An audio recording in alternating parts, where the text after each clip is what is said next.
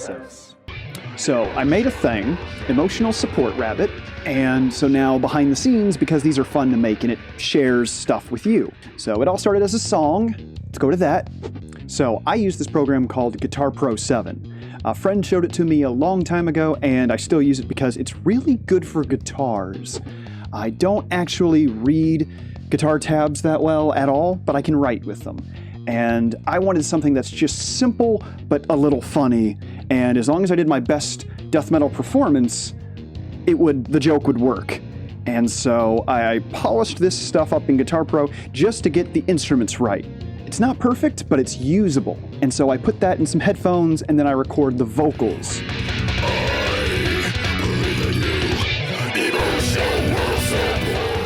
I did about 3 or 4 takes, and then I used the best ones for both the low and the high.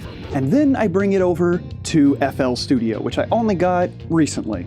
I do have some of the raw instruments, but I have them soloed out. But now they're in FL Studio, so I can do a lot more mixing and audio effects. Like that. Did you hear that? Did you hear that? I loved that. That was a little bit of flanger. I am a sucker for the flanger. It's just such a good thing. Listen to it again. It does that weird surrounding sound. It takes one frequency and then slides it along. It's just a cool thing. This is how I got the final thing. Once the song's done, I then move it over to ToonBoom. And now here in ToonBoom, I can show you everything else. I technically did the Beastars video first, and that was my first learning experience. Now I get a little bit more, and I got a little bit more complicated trying to actually color all of this. I did not realize you could put the color with the line art in the same layer.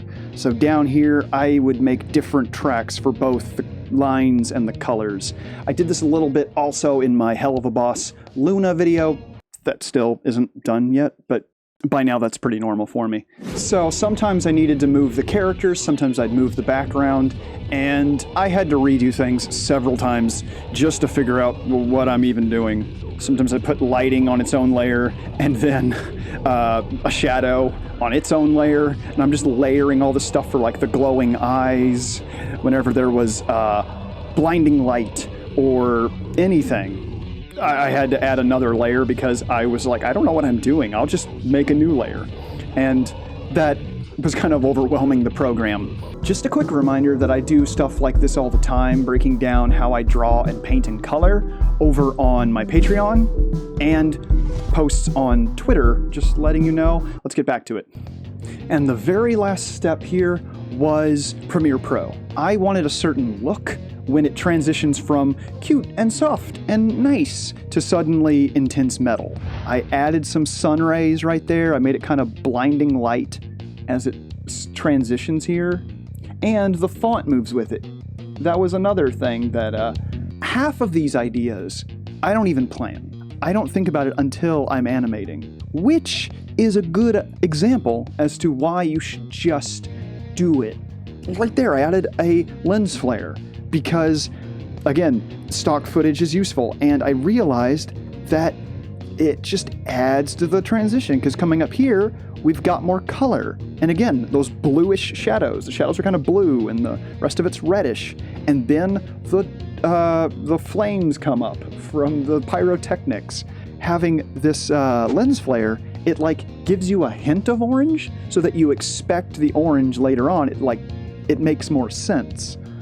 And if you want to see me 2 years ago recording the vocals, death metal, you can click the little button up there.